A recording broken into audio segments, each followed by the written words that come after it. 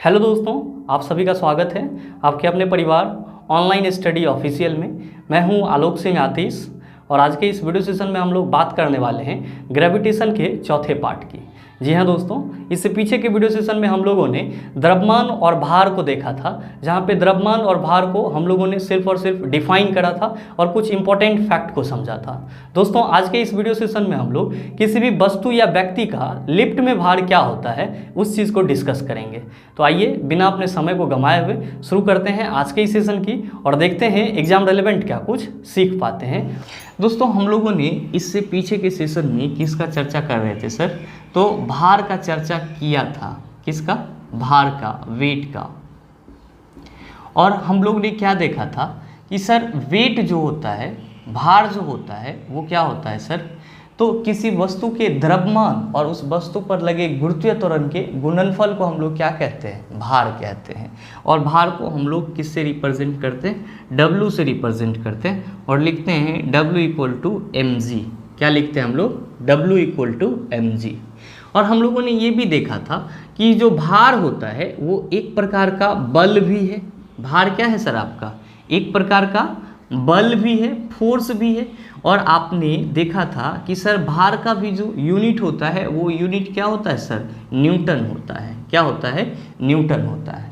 और मैंने आपको ये बताया था कि सर मान लीजिए कि अगर कोई आपका m द्रव्यमान का वस्तु है और ये ऊपर से नीचे गिर रहा है। कहाँ पे गिर रहा है सर? पृथ्वी की सतह पे गिर रहा है, अर्थ के सरफेस पे गिर रहा है। तो मेरे मित्र, ये जब अर्थ के सरफेस पे गिर रहा है तो इसका कुछ न कुछ अपना त्वरण होता होगा। मतलब क्या कि हम कहते हैं कि सर ये गुरुत्वीय त्वरण के अधीन गिर रहा है। तो इस वस्तु का जो द्रव्यमान है और ये जो गुरुत्वीय त्वरण है, इन्हीं दोनों को गुणा कर देते हैं तो हम लोग क्या कहते हैं कि सर हम लोगों को वस्तु का भार निकल जाता है। और इस चीज़ का डिस्कशन हम लोगों ने पीछे की क्लास में करा भी था। और साथ ही साथ मैं आपको एक सबसे अहम बात ये बता दूं कि जो W = आप mg की बात करते हो, वेट = मास गुना गुरुत्वीय त्वरण की बात करते हो, तो आप यहाँ पे क्या कहते हो कि सर भार जो है किस पे निर्भर करता है सर? तो गुरुत्वीय त्वरण पर निर्भर करता है। क्यों? क्योंकि द्रव्यमान तो हमेशा हम लोग कहते हैं सर कांस्टेंट होता है। द्रव्यमान हमेशा क्या होता है? कांस्टेंट होता है, फिक्स होता है। इसका मतलब ये हुआ कि अगर गुरुत्वीय त्वरण बढ़ेगा तो भार भी बढ़ेगा, गुरुत्वीय त्वरण घटेगा तो भार भी घटेगा। मतलब सिचुएशन के हिसाब से जहाँ पे गुरुत्वीय त्वरण जैसा होगा वस्तु का भार भी वैसा ही होगा। और मैंने आपको इसके लिए एक बेस्ट एग्जाम्पल भी बताया था जो आपके एग्जाम में बार बार पूछे जाते हैं। क्या पूछे जाते हैं कि सर चंद्रमा पर किसी वस्तु का भार कितना होता है? तो आप लोग कहते हैं 1/6 होता है। क्यों होता है? क्योंकि चंद्रमा पे जो गुरुत्वीय त्वरण होता है मित्रों, वो पृथ्वी के गुरुत्वीय त्वरण का क्या होता है? 1/6 गुना होता है। इसीलिए हम लोग कहते हैं कि चंद्रमा पर किसी वस्तु का भार क्या होता है? 1/6 होता है। तो ध्यान में रखने वाली आपका बात ये है कि सर ये तो भार हो गया, ये तो बेसिक सा चीज़ है, इसको मैंने पीछे के क्लास में भी डिस्कशन करा था। नया चीज़ क्या है? तो मित्रों याद रखेंगे कि भार जो होता है, वेट जो होता है आपका, ये 2 प्रकार के होते हैं। भार, वेट जो होता है आपका, ये कितने प्रकार के होते हैं सर? तो ये 2 प्रकार के होते हैं। अब आप कहेंगे कि सर 2 प्रकार के कौन कौन से वेट होंगे? तो मेरे मित्र ध्यान देंगे कि पहला को हम लोग कहते हैं वास्तविक भार। पहला को हम लोग क्या कहते हैं सर? वास्तविक भार। इसी को मित्रों हम लोग एक्चुअल वेट भी कहते हैं। इसी को क्या कहते हैं? एक्चुअल वेट भी कहते हैं। और दूसरे को हम लोग क्या कहते हैं? तो आभासी भार कहते हैं। क्या कहते हैं सर? आभासी भार कहते हैं। और मित्रों इसको इंग्लिश में अपैरेंट वेट कहते हैं। क्या कहते हैं सर? अपैरेंट वेट कहते हैं। ध्यान दीजिएगा कि आपको मैंने क्या बताया कि भार कितने प्रकार के होंगे सर? तो 2 प्रकार के होंगे। कौन कौन सा?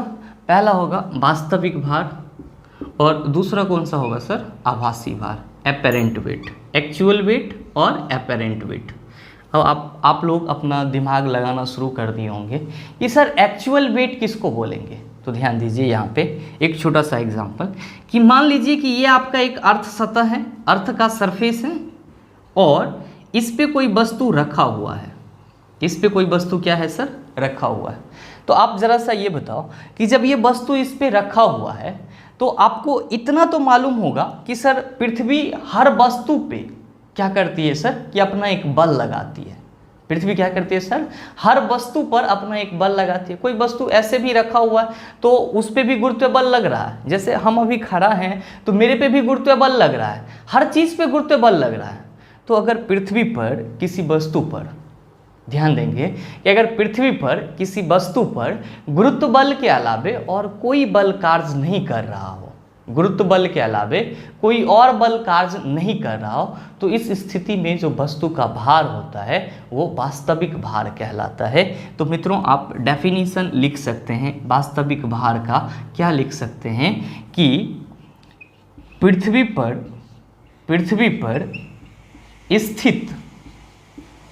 पर स्थित वस्तु पर जब गुरुत्व बल के अलावे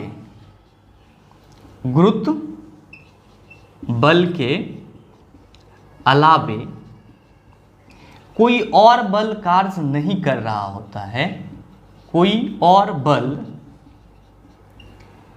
कार्य नहीं कर रहा होता है, नहीं कर रहा होता है, तो इस स्थिति में वस्तु का भार वास्तविक भार कहलाता है। क्या कहलाता है सर, वास्तविक भार कहलाता है। ध्यान दीजिएगा, हमने क्या बोला आपको कि पृथ्वी पर स्थित वस्तु पर, मान लीजिए कि कोई वस्तु है वो पृथ्वी पर स्थित है और उस वस्तु पर गुरुत्व बल के अलावे, मतलब फोर्स ऑफ ग्रेविटी के अलावे अगर कोई और बल नहीं कार्य कर रहा है, तब उस स्थिति में जो वस्तु का भार होता है वो क्या होता है सर, उसका वास्तविक भार कहलाता है। क्या कहलाता है सर, वास्तविक भार कहलाता है। और साथ ही साथ आप ये ध्यान रखेंगे कि वास्तविक भार को जो है हम लोग सीधे W से रिप्रेजेंट करते हैं। किससे रिप्रेजेंट करते हैं, W से रिप्रेजेंट करते हैं। और वास्तविक भार के लिए हम लोग फॉर्मूला क्या लिखते हैं सर, तो W = mg। क्या लिखते हैं सर, W = mg। तो आपसे अगर आपके एग्जाम में ये क्वेश्चन पूछा जाए कि निम्नलिखित में से किसी वस्तु का वास्तविक भार है, तो ये वास्तविक को देख करके आप घबरा नहीं जाइएगा। जो आप भार के लिए फार्मूला लिखते हैं ना सर, वही फार्मूला तो हम यहाँ पे लिखे हैं कि ये आपका क्या है सर, वास्तविक भार है। मतलब सिंपल आप याद रखिएगा कि वास्तविक भार किसी वस्तु का वैसा भार होता है जिस सिचुएशन में उस वस्तु पर गुरुत्व बल के अलावे और कोई भी बल कार्य नहीं कर रहा होता है। गुरुत्व बल के अलावे और कोई भी बल क्या होता है सर, कार्य नहीं कर रहा होता है। तो उस सिचुएशन में जो वस्तु का भार होगा उसको हम लोग एक्चुअल वेट कहते हैं। और जस्ट लाइक यही फार्मूला होता है, दोनों का सेम होता है, बस नाम थोड़ा अलग है और कंसेप्ट में बस थोड़ा सा का फर्क है कि मैंने आपको इसको एक डेफिनेशन के रूप में सजा दिया है। ऐसे आप यूँ इसको mg को आप वास्तविक भार कह सकते हैं, कोई दिक्कत नहीं है। बस मैंने आपको समझने के लिए यहाँ पे बताया, क्योंकि अगर लिफ्ट में मैं आभासी भार की बात करता तो आप वास्तविक भार के बारे में ज़रूर चर्चा करते, या आप ये ज़रूर सोचते कि सर अगर आप आभासी भार, काल्पनिक भार की बात कर रहे हैं तो क्या वास्तविक भार भी होता है। इसलिए मैंने आपको पहले ही बता दिया, ठीक है। और आप इसका सिंबल याद रखेंगे, W से रिप्रेजेंट करते फॉर्मूला, जस्ट लाइक भार याद है तो आपको वास्तविक भार भी याद है। अब आइए अब बात करते हैं आभासी भार की, एपरेंट वेट की। एक्चुअली इसमें होता क्या है कि वस्तु के गुरुत्वीय त्वरण में परिवर्तन के चलते किसी विशेष स्थिति में जब गुरुत्वीय त्वरण में परिवर्तन होना शुरू हो जाता है तो वस्तु के भार में परिवर्तन होना शुरू हो जाता है। हमने क्या बोला, ध्यान दीजिएगा कि किसी विशेष स्थिति में जब गुरुत्वीय त्वरण में परिवर्तन होना शुरू हो जाता है तो वस्तु के भार में भी क्या होता है सर, परिवर्तन होना शुरू हो जाता है। और ये जो वस्तु के भार में परिवर्तन होता है इसी को हम लोग आभासी भार कहते हैं। अब आप कहेंगे सर ये ना समझे, बहुत अटपटा सा आप बोल दिए। भाई कोई दिक्कत नहीं है, पहले एक बार बेसिक और डिस्कस कर लो। यहाँ पे छोटा सा पॉइंट कि W = mg हम लोगों ने लिखा है। इसका मतलब ये हुआ कि गुरुत्वीय त्वरण पर डिपेंड करती है भार। गुरुत्वीय त्वरण के मान में परिवर्तन होगा तो वस्तु के भार में भी क्या होगा, परिवर्तन होगा। अब हमने यहाँ पे क्या बोला कि किसी विशेष स्थिति में अगर गुरुत्वीय त्वरण के मान में परिवर्तन होता है तब वस्तु के भार के मान में भी परिवर्तन होता है, और यही परिवर्तन क्या कहलाता है? वस्तु का आभासी भार कहलाता है, एपरेंट वेट कहलाता है। अब आप कहेंगे कि इसका एग्जाम्पल दो, ऐसे तो नहीं समझेंगे हम। तो मित्रों, आपने पीछे के सेशन में देखा था कि जब किसी वस्तु को पृथ्वी तल से ऊपर उठाते हैं तो हम कहते हैं सर गुरुत्वीय त्वरण के मान में क्या होती है? कमी होती है। जब किसी वस्तु को हम लोग पृथ्वी तल से नीचे ले जाना चाहते हैं तो कहते हैं गुरुत्वीय त्वरण के मान में क्या होता है सर? परिवर्तन होता है। अगर हम एपरेंट वेट को सीधा सीधा लिफ्ट से जोड़ करके देखें तो आपका कुछ सिचुएशन में लिफ्ट ऊपर की ओर जा रहा होता है और कुछ सिचुएशन में लिफ्ट आपका नीचे की ओर आ रहा होता है।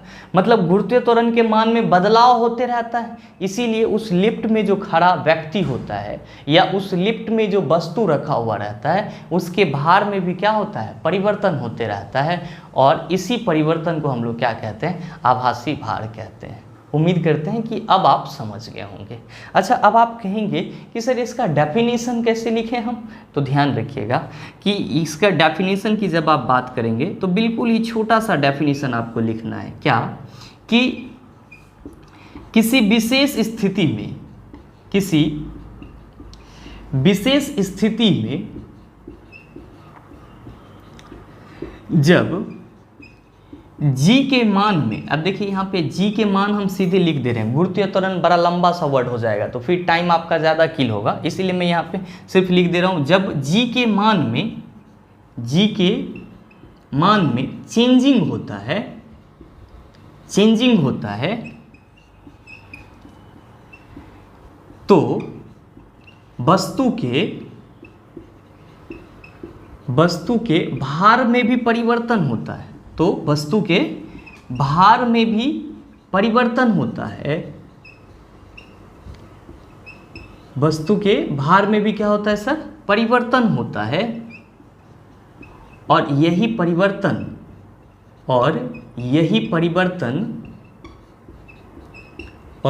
परिवर्तन वस्तु का आभासी भार कहलाता है। क्या कहलाता है सर? वस्तु का आभासी भार कहलाता है। ध्यान दीजिएगा, मैंने आपको क्या बोला कि किसी विशेष स्थिति में जब g के मान में चेंजिंग होता है तो वस्तु के भार में भी क्या होता है? परिवर्तन होता है, और जो ये वस्तु के भार में थोड़ा सा परिवर्तन होता है उसी को हम लोग क्या कहते हैं सर? उसका वस्तु का आभासी भार कहते हैं। अच्छा, ध्यान रखिएगा कि आभासी भार एपरेंट वेट के कंडीशन में क्या कहते हैं कि वस्तु पर एक विपरीत दिशा में भी बल लगता है। अब आप कहेंगे कि ये क्या बोल रहे हैं, विपरीत दिशा में बल लगता है? तो ध्यान दीजिए, हमने आपको क्या बताया कि जो किसी वस्तु का भार होता है वो गुरुत्वीय त्वरण पर निर्भर करता है। मान लीजिए कि ये आपका कोई एक वस्तु है, ये ऊपर से नीचे आ रहा है, तो आप कहेंगे सर जी लग रहा है। क्या लग रहा है सर? जी लग रहा है, इस पर गुरुत्वीय त्वरण नीचे की ओर लग रहा है। लेकिन हम कह रहे हैं कि ये सर ऊपर जा रहा है। ये क्या हो रहा है सर? ऊपर जा रहा है। तो ये जो ऊपर जा रहा है मतलब जी फिर भी इसको नीचे की तरफ खींच रहा है। ऐसा क्यों होता है? ये आप क्यों कह रहे हैं कि सर इसके ऊपर में एक लंबवत बल लगता है? इसीलिए कि इसमें क्या होता है कि जो लंबवत बल लगता है वो वस्तु को पृथ्वी से दूरी बनाए रखने में मदद करता है। बस इसीलिए हम लोग कहते हैं कि आभासी भार की स्थिति में वस्तु के गुरुत्व बल के विपरीत दिशा में एक लंबवत बल लगता है। क्या होता है सर? कि आभासी भार की स्थिति में वस्तु के गुरुत्व बल के विपरीत दिशा में एक लंबवत बल लगता है, एक परपेंडिकुलर फोर्स लगता है जो वस्तु और पृथ्वी के बीच के दूरी को क्या करता है सर? मेंटेन रखता है, या वस्तु और पृथ्वी के बीच की दूरी को क्या करता है सर? बनाए रखता है। और ये भी ध्यान रखेंगे कि सर एपरेंट वेट को, आभासी भार को हम लोग किससे रिप्रेजेंट करते हैं? तो सर WA से रिप्रेजेंट करते हैं। किससे रिप्रेजेंट करते हैं सर? WA से रिप्रेजेंट करते हैं। और एक चीज़ हमेशा याद रखेंगे कि जब भी आभासी भार होगा तो उस पर एक लंबवत दिशा में, उसके विपरीत लंबवत दिशा में क्या होगा सर? एक बल लगेगा। और आपको मैंने force and laws of motion में ये चीज़ बताया था कि जब कोई भी बल किसी वस्तु पर लंबवत दिशा में लगता है तो उसको हम लोग क्या कहते हैं सर, उसको हम लोग अभिलंब बल कहते हैं। और अभिलंब बल को, नॉर्मल फोर्स को हम लोग N से रिप्रेजेंट करते हैं। तो कहीं पे आपका W = Fn वगैरह लिखा हुआ मिल जाए तो नॉर्मल बल समझना है। अभिलंब बल को हम लोग N से रिप्रेजेंट करते हैं, और अगर कहीं पे Fn लिखा हुआ मिल जाए तो आप लोग को घबराना नहीं है, ये क्या है आपका नॉर्मल फोर्स है। नॉर्मल फोर्स का हिंदी क्या होता है, अभिलंब बल होता है। तो ये भी ध्यान में रखेंगे कि सर आभासी भार को किससे रिप्रेजेंट किया जाता है, WS से। इसको हम लोग पढ़ते क्या है, apparent weight, A for apparent और W फॉर वेट। और वास्तविक भार को हम लोग किससे रिप्रेजेंट करते हैं, W से रिप्रेजेंट करते हैं। अब आपके मन में सवाल उठ रहा होगा कि सर ये वास्तविक भार और आभासी भार तो समझ गए, लेकिन ज़रा सा ये बताइए कि आभासी भार हम लोग क्यों पढ़ते हैं। जब लिफ्ट आपका A त्वरण से ऊपर की ओर जाता है तो कभी कभी उसमें जो व्यक्ति खड़ा होते हैं वो अपने भार में एक बढ़ोतरी महसूस करता है, और कभी जब लिफ्ट आपका नीचे आता है तो उसमें जो व्यक्ति खड़ा होता है वो अपने भार में कमी महसूस करता है। तो इसी तरह के जो परिवर्तन थे तो हम लोग को वहाँ पे एक कंसेप्ट लाना पड़ा, किसका, आभासी भार का, जो सीधे सीधे ये बताता है कि भार में क्या होगा, परिवर्तन होगा। अब कमी होगा या बढ़ोतरी होगा, ये दोनों ही चीज़ पे डिपेंड करेगा। अब ये चीज़ इस पे डिपेंड करेगा कि वस्तु ऊपर जा रही है, लिफ्ट ऊपर जा रही है या फिर नीचे आ रही है। तो सीधा सीधा आप ये कह सकते हैं कि सर इसके बाद का जो टॉपिक होगा वो हम लोग का होगा लिफ्ट में वस्तु का भार। यस सर, तो आप लोग हेडिंग दे दीजिएगा, स्टार मार्क दीजिएगा क्या, कि लिफ्ट में व्यक्ति या वस्तु का भार, या आप ये भी लिख सकते हैं कि apparent weight in a lift. ठीक है, इसको इरेज करते हैं फिर आगे की बात करते हैं। अब हम लोग बात कर लें लिफ्ट में व्यक्ति के भार की। जैसे यहाँ पे व्यक्ति के अलावा आप वस्तु भी लिख सकते हैं, सिर्फ व्यक्ति ना समझ लीजिएगा, यहाँ पे हम वस्तु भी लिख दे रहे हैं, नहीं तो आप लोग कंफ्यूज हो जाइएगा, कहिएगा खाली लिफ्ट में वस्तु व्यक्ति ये जाता है, वस्तु वो चल जाएगा वस्तु ऑब्जेक्ट। ठीक है, इसको आप इंग्लिश में भी लिख सकते हैं sir, apparent weight in a lift, apparent weight in a lift, lift में आभासी भार। देखिए आपको टोटल 5 कंडीशन समझने हैं इसमें, जिसमें 3 लिखा हुआ और 2 आपका इसके बाद समझेंगे। क्या है, पहला आपका कह रहा है कि जब लिफ्ट A त्वरण से ऊपर जा रही हो तो लिफ्ट में व्यक्ति का भार जो है बढ़ा हुआ प्रतीत होता है।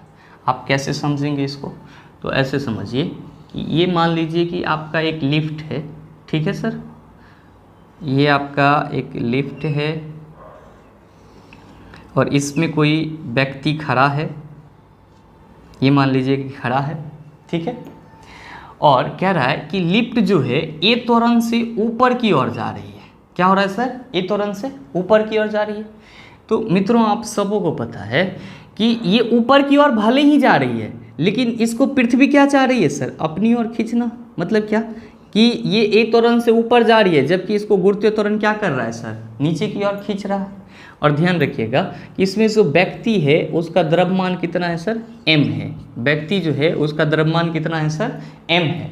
और मैंने आपको कंडीशन क्या बताया कि जब लिफ्ट A त्वरण से ऊपर जा रही हो तो लिफ्ट में व्यक्ति का भार क्या होता है, बढ़ा हुआ प्रतीत होता है। जब आप किसी एक स्पेशल त्वरण से ऊपर जाएंगे तो आप अपने वेट में क्या देखेंगे सर, इंक्रीमेंट देखेंगे, बढ़ोतरी देखेंगे। अब आप कहेंगे कि सर ये जो बढ़ोतरी होगा इसको क्या बोलेंगे, अभी जस्ट मैंने आपको बताया था कि भार में कमी या ज़्यादा आभासी भार का घोतक होता है। मतलब हम यहाँ पे जो व्यक्ति का भार बढ़ा हुआ प्रतीत होता है, तो ये कौन सा भार बढ़ा हुआ प्रतीत होगा, जी यहाँ पे भार बढ़ा हुआ प्रतीत होगा, उसको हम लोग क्या कहेंगे, तो हम लोग कहेंगे सर आभासी भार कहेंगे। तो आपके मन में सवाल उठेगा क्या कि सर तब जब भार बढ़ा हुआ प्रतीत होगा तो इसका मतलब हुआ आभासी भार, WA एपेरेंट वेट, तो WA कितना होगा ये बताइए। तो ध्यान रखिएगा कि जब लिफ्ट आपका A त्वरण से ऊपर जा रही होती है तो लिफ्ट में जो व्यक्ति का भार बढ़ा हुआ प्रतीत होता है वो क्या होता है, तो WA = होता है सर mg प्लस ma। क्या होता है सर, mg प्लस ma। अब ध्यान से इसको भी एक बार समझने का कोशिश कीजिएगा, क्या कि ये m जो है वो क्या है, व्यक्ति का द्रव्यमान है, और ये g क्या है सर, तो ये गुरुत्वीय त्वरण है जिससे उसको नीचे की ओर खींचा जा रहा है। जबकि ये a क्या है, तो सर ये लिफ्ट का त्वरण है, ये जो a है ये लिफ्ट का त्वरण है, ये आपका लिफ्ट का त्वरण है। और ये जो जी है सर ये गुरुत्वीय त्वरण है, क्योंकि बच्चे कंफ्यूज कर जाते हैं इसको समझने में। ये क्या है? गुरुत्वीय त्वरण है। और सर ये जो m है ये व्यक्ति का द्रव्यमान है। ये क्या है? व्यक्ति का द्रव्यमान है। तो हम लोग क्या कहते हैं कि जब लिफ्ट आपका ए त्वरण से क्या होती है, ऊपर की ओर जा रही होती है, तब जो लिफ्ट में खड़ा व्यक्ति होता है उसके आभासी भार उसका जो आभासी भार होता है वो mg प्लस ma होता है, या इसी को हम लोग WA इक्वल्स टू क्या लिखते हैं, m दोनों जगह है तो हम m कॉमन ले लेते हैं और m इंटू जी प्लस ए लिखते हैं। तो आप ये कह सकते हैं कि जब कोई भी व्यक्ति लिफ्ट में ए त्वरण से ऊपर की ओर जा रहा होगा तब उसमें जो उस व्यक्ति का आभासी भार होगा वो क्या होगा, m इंटू जी प्लस ए होगा। क्या होगा? m इंटू जी प्लस ए होगा। इस चीज़ को आप ध्यान में रखिएगा। कब? जब लिफ्ट ए त्वरण से आपका ऊपर जा रहा हो। ध्यान दीजिएगा कि ये जो व्यक्ति यहाँ पे उसका द्रव्यमान m है, तभी व्यक्ति को भी तो पृथ्वी अपनी गुरुत्व बल से नीचे की ओर खींचेगा। तो एक्चुअल में इस व्यक्ति का वास्तविक भार कितना होगा? तो आप कहेंगे सर वास्तविक भार का मतलब ये हुआ कि जब उस पर गुरुत्व बल के अलावे और कोई बल कार्य न कर रहा हो, तो भाई इसका m और g, तो ये mg वास्तविक भार हो गया। अब आप फिर कहेंगे कि सर ये ma, आप कह रहे हैं कि लिफ्ट ए त्वरण से ऊपर की ओर जा रहा है, तो भाई लिफ्ट ए त्वरण से ऊपर की ओर जा रहा है तो इसमें जो लड़का है या व्यक्ति है वो भी तो ए त्वरण से ऊपर जा रहा है। तो इसीलिए हम लोगों ने यहाँ पे क्या लिख दिया कि सर इस पे अभी जस्ट मैंने अभी आपको बताया आभासी भार की स्थिति में कि आभासी भार की स्थिति में, किसकी स्थिति में सर? आभासी भार की स्थिति में हमेशा एक बल वस्तु के गुरुत्व बल के, पृथ्वी के गुरुत्व बल के लंबवत विपरीत दिशा में लगती है। मेरे मित्र यही वो लंबवत विपरीत दिशा वाला बल है। अरे भाई F इक्वल टू आप ma ही ना कहते हो, F इक्वल टू क्या कहते हो सर? ma ही ना कहते हो, मास इंटू एक्सेलरेशन। और मैंने अभी जस्ट बताया कि आभासी भार के सिचुएशन में किसी भी वस्तु पर गुरुत्व बल, पृथ्वी के गुरुत्व बल के अलावे एक बल हमेशा पृथ्वी के गुरुत्व बल के विपरीत दिशा में, ये अगर नीचे आ रहा है तो ये अगर ऊपर जा रहा है तो इसके गुरुत्व बल के विपरीत दिशा में एक लंबवत बल लगता है जिसको हम लोग ma से रिप्रेजेंट करते हैं। और क्या बोलते हैं सर? Fn बोलते हैं। और WA इक्वल टू हम लोग कहते भी हैं ना सर Fn। तो ये जो आपका बल है ये कौन सा बल है? वही लंबवत बल है। और इस लंबवत बल का काम क्या है? इस लंबवत बल का काम है कि ये पृथ्वी से लिफ्ट का जो दूरी होता है या पृथ्वी और लिफ्ट के बीच की जो दूरी होती है उसको मेंटेन किए हुए रखती है या उसको बनाए हुए रखती है। तो इसीलिए हमने यहाँ पे क्या लिखा, WA equal to mg plus ma। ठीक है। अब है दूसरा पॉइंट कि जब लिफ्ट ए त्वरण से नीचे आ रही हो तो व्यक्ति का भार घटा हुआ प्रतीत होगा। तो भाई व्यक्ति का भार घटेगा तो उसके वास्तविक भार में से ना घटेगा, तो वास्तविक भार में से कौन सा भार घटेगा? तो यही ma घटेगा। तो दूसरी सिचुएशन के लिए हम लोग अपैरेंट वेट क्या लिखते हैं, ध्यान दीजिएगा हम क्या कह रहे हैं। ये आपका पहले कंडीशन के लिए था। अब क्या हो कि एरो आपका नीचे चले आए, एरो क्या हो आपका सर? नीचे चले आए। मतलब जब लिफ्ट ए त्वरण से नीचे की ओर आ रहा है तब जो व्यक्ति का उसमें भार होगा या आभासी भार होगा वो क्या होगा? तो सर mg प्लस ma होगा। और इसी को हम लोग क्या लिखते हैं कि WA equal to, sorry mg plus ma नहीं होगा, mg माइनस ma होगा, क्योंकि भार में कमी महसूस होगी तो वास्तविक भार में ना कमी महसूस होगी। तो mg माइनस ma, तो इसको आप शॉर्ट फॉर्म में m इंटू जी माइनस ए लिख सकते हैं, m इंटू जी माइनस ए लिख सकते हैं। तो आपका अगर वस्तु ऊपर की ओर जाए तो WA इक्वल टू आभासी भार equal to m into g plus a, और जब नीचे आए तो आभासी भार इक्वल टू क्या हो जाएगा आपका m इंटू जी माइनस ए। तो ये दोनों फार्मूला आपके इंपॉर्टेंट हैं, सवाल भी इस पे न्यूमेरिकल क्वेश्चन पूछे जाते हैं, तो आप इसका अपने माइंड में सेट करके रखिएगा इसको।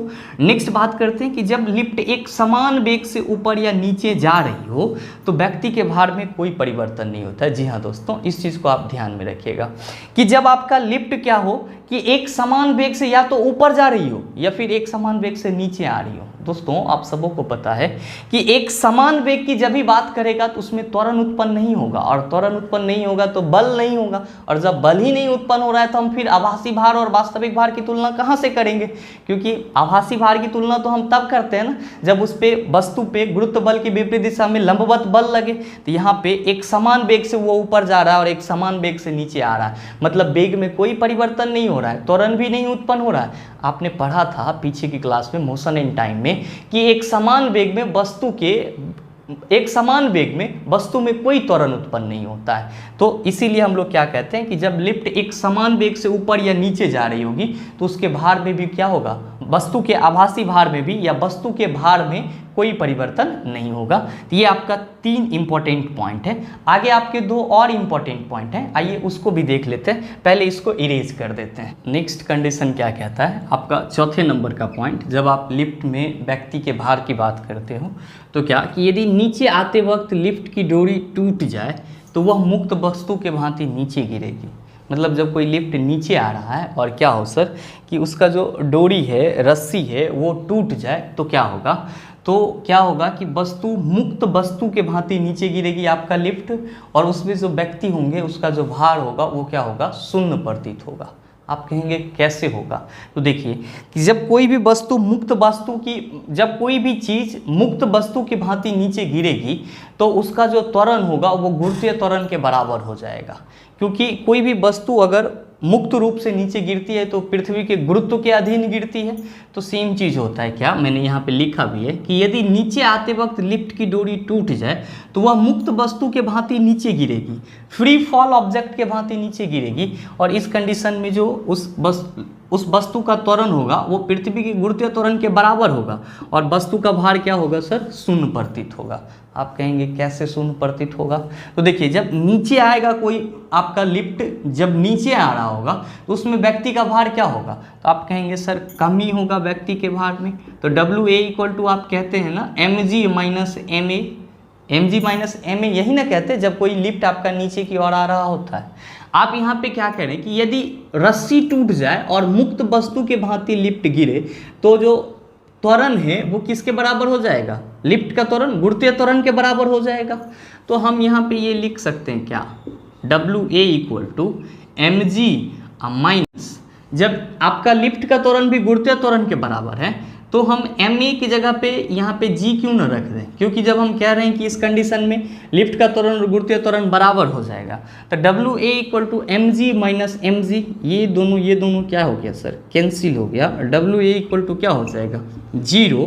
इसीलिए हमने ये लिखा कि यदि लिफ्ट नीचे आते समय लिफ्ट की डोरी क्या हो जाए, टूट जाए, तो उस पर जो लिफ्ट का त्वरण होगा वो गुरुत्वीय त्वरण के बराबर होगा, और इस स्थिति में उस लिफ्ट में जो व्यक्ति होंगे उसका जो भार होगा वो शून्य प्रतीत होगा, 0 मालूम पड़ेगा। नेक्स्ट कंडीशन में क्या है कि यदि लिफ्ट के नीचे उतरते समय लिफ्ट का त्वरण गुरुत्वीय त्वरण से अधिक हो जाए। क्या कह रहा है कि जब लिफ्ट नीचे उतर रहा है तो लिफ्ट का जो त्वरण A है वो गुरुत्वीय त्वरण से क्या हो जाए सर, अधिक हो जाए।